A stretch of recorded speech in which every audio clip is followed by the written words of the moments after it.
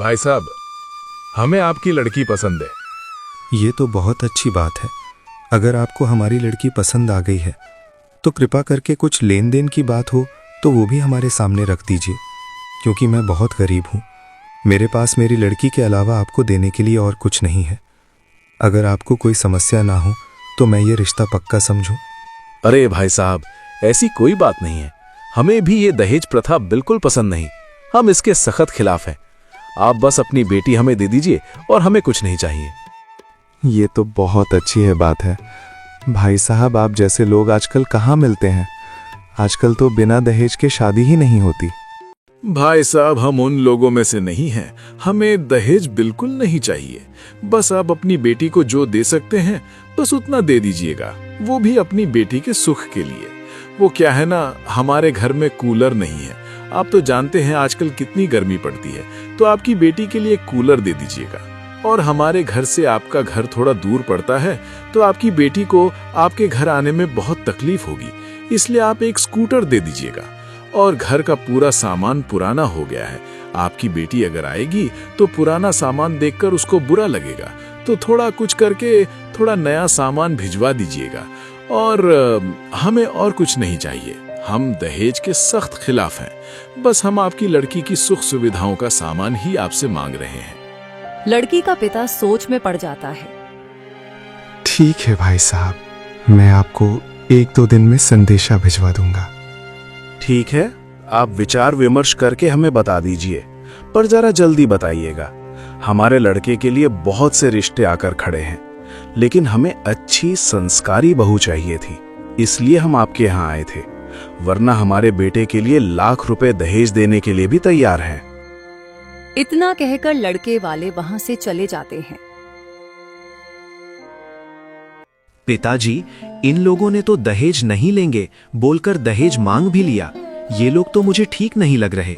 पहले तो उन्होंने कहा कि हमें दहेज नहीं चाहिए, और बेटी के सुख के नाम पर इन्होंने तो बहुत सारा दहेज मांग लिया। पर बेटा, अगर हम ऐसे ही दहेज के बारे में सोचते रहे और मना करते रहे तो हमारी बेटी की शादी तो कभी नहीं हो पाएगी। तुम तो जानते हो इसके लिए कितने रिश्ते आए, लेकिन सारे रिश्ते दहेज की वजह से ना हो पाए। और इतना अच्छा लड़का जो शहर में अच्छी तनख्वाह पर काम करता है, ऐसा लड़का हमें दोबारा नहीं मिलेगा। इन्होंने तो दहेज भी नहीं मांगा है। इन्होंने सिर्फ घर का कुछ सामान मांगा है, वो भी हमारी बेटी के लिए ही मांगा है। हम लोग इधर उधर से कुछ ना कुछ करके सामान दे देंगे, लेकिन ये रिश्ता हाथ से नहीं जाने देंगे। शांति, तुम क्या कहती हो? तुम्हें क्या लगता है? हाँ जी, आप बिल्कुल सही कह रहे हैं। हम कब तक ऐसे ही दहेज की वजह से रिश्ते ठुकराते रहेंगे?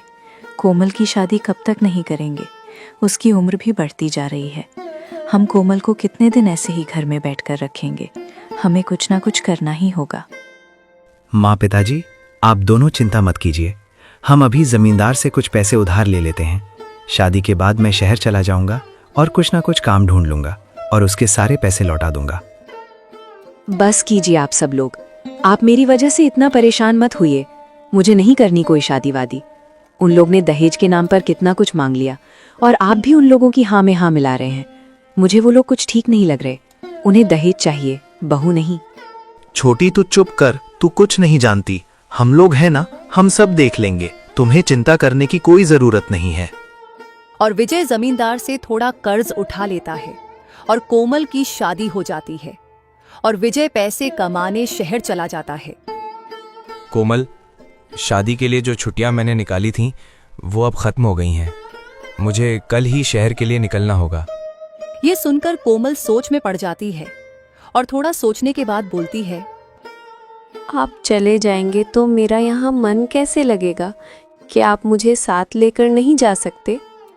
नहीं कोमल, मैं तुम्हें अभी साथ लेकर नहीं जा सकता। वो क्या है ना, मैं नया नया नौकरी पर लगा हूँ। इसकी वजह से अभी मैं पूरी तरह से वहाँ सेटल नहीं हुआ हूँ। जैसे ही मैं वहाँ थोड़ा सेटल हो जाऊँगा, मैं तुम्हें ज़रूर अपने साथ लेकर जाऊँगा। लेकिन अभी तुम मुझे थोड़ा समय दो, मैं जल्द ही तुम्हें अपने साथ लेकर जाऊँगा। ठीक है जी, आप जैसा ठीक समझें। दूसरे दिन कोमल का पति वहां से शहर चला जाता है। ऐसे ही कुछ दिन बीत जाते हैं। एक दिन कोमल की सास बोलती है, अरे बहू, दिवाली आ रही है और हमारे खानदान में एक रिवाज है कि पहली दिवाली की मिठाई बहू के मायके से आती है। तो तुम अपने मायके में ये संदेश भिजवा दो, और हाँ, उनसे ये भी कहना कि ज्यादा मिठाई भिजवाएं। हमारा खानदान बहुत बड़ा है, 2-3 किलो मिठाई से कुछ नहीं होने वाला। और मिठाई जरा अच्छी भिजवाएं, नहीं तो हमारा नाम खराब हो जाएगा। हमारी इज्जत का सवाल है, वरना लोग हमें कल ताना मारेंगे कि तुम्हारी बहू के मायके वालों ने कैसी मिठाई भिजवाई है।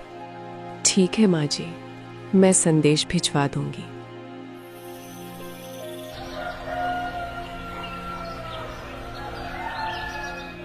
एक दिन बाजार में कोमल को उसकी माँ मिलती है। कैसी हो बेटी, ससुराल में सब ठीक तो है ना? हाँ माँ, ससुराल में सब कुछ ठीक है। अच्छा हुआ माँ तुम मुझे मिल गई, मैं वैसे भी तुमसे मिलने आने वाली थी। बोलो बेटा, क्या बात है? दरअसल माँ, मेरी सास ने मुझसे कहा है कि उनके यहाँ ये रिवाज है, शादी की पहली दिवाली पर बहू के मायके से मिठाई आती है, तो मेरी सास ने मिठाई मंगाई है। हाँ बेटा, ये रिवाज है, मैं जानती हूँ। मैं मिठाई भिजवा दूंगी, तुम चिंता मत करो। माँ, तुम समझी नहीं। दरअसल मैं इसीलिए चिंता में हूँ क्योंकि मेरी सास ने बहुत ज़्यादा मात्रा में मिठाई मांगी है। वो क्या है ना, हमारा ख़ानदान बहुत बड़ा है और सारे रिश्तेदारों में मिठाई बांटनी है, और उनके बहुत रिश्तेदार हैं माँ। मुझे लगता है लगभग 100 किलो के आसपास मिठाई लगेगी। क्या बेटा, इतनी सारी मिठाई? बेटी, तू चिंता मत कर, मैं तेरे बाबूजी से बात करती हूँ, वो कुछ न कुछ जरूर करेंगे। तेरे यहाँ मिठाई पहुँच जाएगी बेटा। अब तू घर पर जा, बहुत समय हो गया, तेरी सास तेरी राह देख रही होगी। जी माँ, मैं चलती हूँ, आप अपना ख्याल रखिएगा। कोमल की माँ घर जाकर अपने पति को सारी बातें बताती है। इतने पैसे तो नहीं है हमारे पास, लेकिन तुम चिंता मत करो, मैं एक काम करता हूँ, जमींदार से और पैसे ब्याज पे ले लेता हूँ। हमें कुछ भी करके कोमल के घर मिठाइयाँ भिजवानी ही होगी, नहीं तो वो हमारे बच्ची को बहुत भला बुरा कहेंगे। उसकी सास उसे इस बात के लिए ताने मारेगी। हाँ जी, आप बिल्कुल सही कह रहे हैं, लेकिन जमींदार हमें और पैसे ब्याज पर देगा क्या? क्योंकि हमने उनसे पहले भी कर्ज लिया है और वो अभी तक चुका नहीं है। विजय भी पता नहीं कहाँ रह गया, कितने दिन हो गए वो शहर से अभी तक नहीं लौटा है। पता नहीं, लेकिन मुझे कोशिश तो करनी ही होगी। मैं कुछ भी करूंगा, लेकिन अपनी बेटी के घर मिठाइयाँ भेज कर ही रहूंगा। फिर कोमल के पिता जमींदार के पास जाकर पैसे मांगते हैं, तो जमींदार बोलता है, तुमने अपनी बेटी की शादी के लिए पहले से ही कर्ज ले रखा है, वो कर्ज तो चुका नहीं पाए और फिर आ गए पैसे मांगने। कोई पैसे वैसे नहीं मिलेंगे, निकलो यहाँ से। पहले मेरे पैसे लौटाओ, उसके बाद ही मांगने आना। जमींदार जी, विजय शहर गया है, विजय के आते ही मैं आपके सारे पैसे लौटा दूंगा। आप मेरी अभी के लिए सहायता कर दीजिए। तुम्हें एक बार में समझ नहीं आता क्या? बेशर्म कहीं के। मैंने कहा ना, पहले मेरा पुराना वाला कर्जा लौटा, उसके बाद ही मैं तुम्हें पैसे दूंगा। अब निकलो यहां से। तभी विजय वहां पर आ जाता है और बोलता है, जमींदार, मुंह संभाल कर बात कीजिए, और ये लीजिए आपके सारे पैसे, वो भी ब्याज सहित। पिताजी, आपको इससे और पैसे मांगने की कोई जरूरत नहीं है, चलिए यहां से। विजय बेटा, तू कहाँ रह गया था? बेटा, हम कितने दिन से तेरी राह देख रहे हैं। चल जल्दी घर चल, तेरी माँ तुझे देखेगी तो बहुत खुश हो जाएगी। विजय घर जाता है। विजय की माँ उसे देखकर बहुत खुश हो जाती है और बोलती है, बेटा, रेशमा के ससुराल वालों ने लगभग 100 किलो मिठाई मांगी है। आप चिंता मत कीजिए, 100 किलो क्या, मैं 200 किलो मिठाई भिजवा दूंगा। आपकी कृपा से मेरा शहर में बहुत अच्छा व्यापार चालू हो गया है और मुझे बहुत अच्छा मुनाफा भी होता है। माँ, अब चिंता की कोई बात नहीं, अब हमारे गरीबी वाले दिन नहीं रहे। आपके आशीर्वाद से आपका बेटा बहुत तरक्की कर रहा है। माँ, दोनों यह बात सुनकर बहुत खुश हो जाते हैं। फिर कोमल के घर मिठाई भेज दी जाती है। इतनी सारी मिठाई देखकर कोमल की सास दंग रह जाती है और सोचती है, अरे इतनी सारी मिठाई, बहू के घर वाले तो बहुत करीब है, फिर इतनी सारी मिठाई के लिए उनके पास पैसे कहाँ से आए? कुछ तो बात है। कोमल भी सोच में पड़ जाती है। पता नहीं पिताजी ने इतनी सारी मिठाई के लिए किस किस से कर्जा लिया होगा। मैं अच्छी तरह से जानती हूँ उनके पास इतने पैसे नहीं हैं। पता नहीं मेरी वजह से मेरे माँ बाप को और कितनी तकलीफ झेलनी पड़ेगी। कुछ दिन ऐसे ही बीत जाते हैं। फिर एक दिन कोमल अपने मायके जाती है। माँ, सच में ये घर हमारा है? इतना अच्छा। और ये कैसे हो गया माँ? अपने घर कब बनवा लिया? ये तेरे भैया का कमाल है छोटे। हाँ कोमल, विजय शहर में व्यापार कर रहा है, उसे बहुत अच्छा मुनाफा होता है। ये सब विजय ने ही किया है। और तुझे जो मिठाइयाँ भेजी थी वो भी विजय ने ही भेजी थी बेटा। माँ, मैं आज बहुत खुश हूँ। मुझे तो आपकी चिंता हो रही थी कि पता नहीं पिताजी ने मिठाइयों के लिए पैसे कहाँ से लिए होंगे। मैं बहुत खुश हूँ, आखिरकार आपके अच्छे दिन आ ही गए। ऐसा घर तो हमारे पूरे गांव में भी नहीं है माँ। हाँ बेटी, सब भगवान की कृपा है।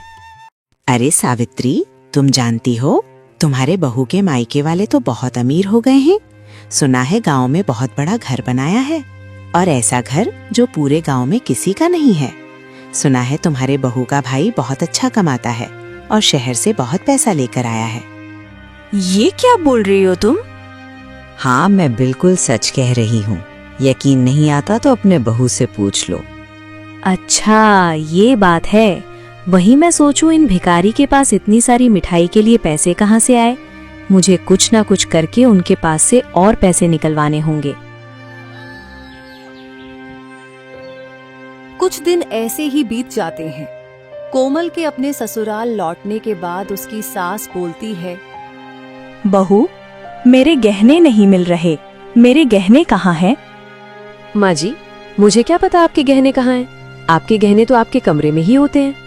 झूठ मत बोल बहू, मुझे अच्छे से पता है तूने ही लिए हैं। माँ जी, मैं झूठ क्यों बोलूंगी? और भला मैं आपके गहने क्यों लूंगी?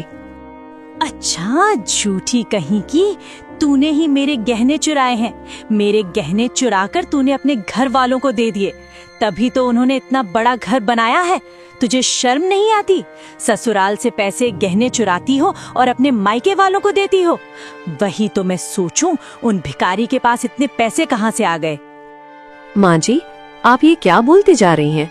वो पैसे मेरे भाई ने शहर से कमाए हैं। ये सब झूठ है। तूने मेरे ही गहने चुराकर उन्हें दिए हैं। कोमल की सास कोमल की एक बात तक नहीं सुनती और उसे घर से निकाल देती है। तू चिंता मत कर बेटी, मैं तेरे सास ससुर से बात करता हूँ। ये क्या है संधि जी? मेरी बेटी से ऐसी क्या भूल हो गई जो आपने उसे घर से निकाल दिया? चोरी तो चोरी, ऊपर से सीना जोरी। तुम्हारी बेटी ने हमारे घर चोरी की है, मेरे गहने चुराए हैं और आप ही को दिए हैं। और हिम्मत तो देखो, ऊपर से मुंह उठाकर चले आए कि मेरी बेटी ने क्या किया है। आप ये क्या कह रही हैं समधन जी? मेरी बेटी चोर नहीं है। हमने उसे अच्छे संस्कार दिए हैं, वो ऐसा कुछ नहीं कर सकती। और रही हमारी बात, तो सब जानते हैं कि ये पैसे मेरे बेटे ने कमाए हैं। वो मैं कुछ नहीं जानती।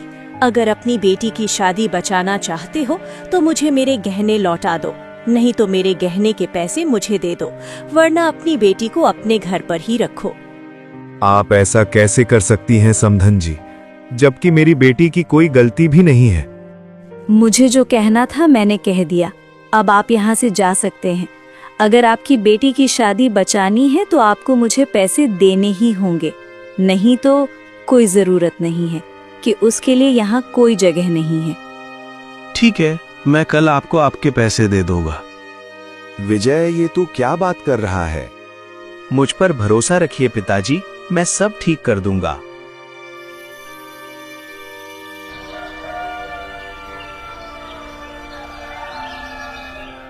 फिर दूसरे ही दिन विजय कोमल को लेकर उसके ससुराल जाता है और उसकी सास को पैसे दे देता है। पैसे देखकर सास बहुत खुश हो जाती है। ये हुई ना बात, इन लोगों को अच्छा मजा चखाया। ये तो कमाल ही हो गया, मैंने कितनी आसानी से इससे पैसे निकाल लिए। अब आगे आगे देखो, मैं तुमसे तुम्हारी बेटी के नाम पर और क्या क्या निकलवाती हूँ। थोड़ी ही देर बाद विजय पुलिस को लेकर वहां आता है। ये क्या है विजय? यहाँ पुलिस क्या कर रही है? आपके गहने चोरी हो गए थे ना, तो पुलिस इस बात का पता लगाने आई है। उन्होंने हमारे घर पर तो देख लिया, लेकिन वहां उन्हें कोई गहने नहीं मिले, तो सोचा एक बार आपके घर की भी तलाशी हो जाए। वो गहने हमारे घर में नहीं है। वो तो तुम्हारी बहन ने ही चुराए थे और तुमने उसके पैसे भी दे दिए। फिर वो गहने यहाँ कैसे होंगे? वो तो पुलिस का काम है ना, अब वही पता लगाएगी कि वो के गहने कहाँ हैं। कोमल की सास बहुत मना करती है, लेकिन पुलिस घर की तलाशी करती है और वह गहने कोमल की सास के कमरे में ही मिल जाते हैं। ये गहने यहाँ कैसे आए? मुझे नहीं पता। क्यों झूठ बोल रही हो माँ जी? आप ही के पास थे। आपने जानबूझकर मेरे घर वालों से पैसे निकलवाने के लिए ये सब नाटक रचा। आपको शर्म आनी चाहिए। अगर आपकी कोई बेटी होती और उसकी सास उसके साथ ये सब करती, तो आपको कैसा लगता? मेरी बहन भी तो किसी की बेटी है, जरा उसके माँ बाप के बारे में भी सोचा होता। आपने जो जो मांगा हमने सब दिया, क्योंकि हम हमारी बेटी की खुशी चाहते थे। उसकी खुशियों के लिए हम सब करने के लिए तैयार हो गए, लेकिन आप इस बात का फायदा उठा रही हो। बेटी की खुशियों के लिए माँ बाप क्या कुछ नहीं करते, ताकि उनकी बेटी को ससुराल में कोई तकलीफ ना हो, वो खुशी से रह सके, और आप जैसे लोग उन्हें मजबूर करते हैं। उसकी सास का सर शर्म से झुक जाता है और वह बोलती है, कोमल बेटी, मुझे माफ कर दे, मुझसे गलती हो गई। भगवान ने मुझे कोई बेटी नहीं दी। अगर दी होती तो शायद मैं आज ऐसा कदम नहीं उठाती। मैं समझ ही नहीं पाई। मुझे माफ कर दे बेटी। आइंदा मैं तुझे अपनी बहू नहीं, अपनी बेटी बनाकर रखूंगी। तुझे यहाँ किसी बात की कोई तकलीफ नहीं होगी, मैं वादा करती हूँ। मुझे एक मौका दे दे बेटी, मुझे माफ कर दे। माँ जी, आपको आपकी गलती का एहसास हो गया, यही काफी है। मुझे और कुछ नहीं चाहिए। मैं आपको सास नहीं, अपनी माँ समान ही मानती हूँ। भैया, आपका बहुत बहुत धन्यवाद।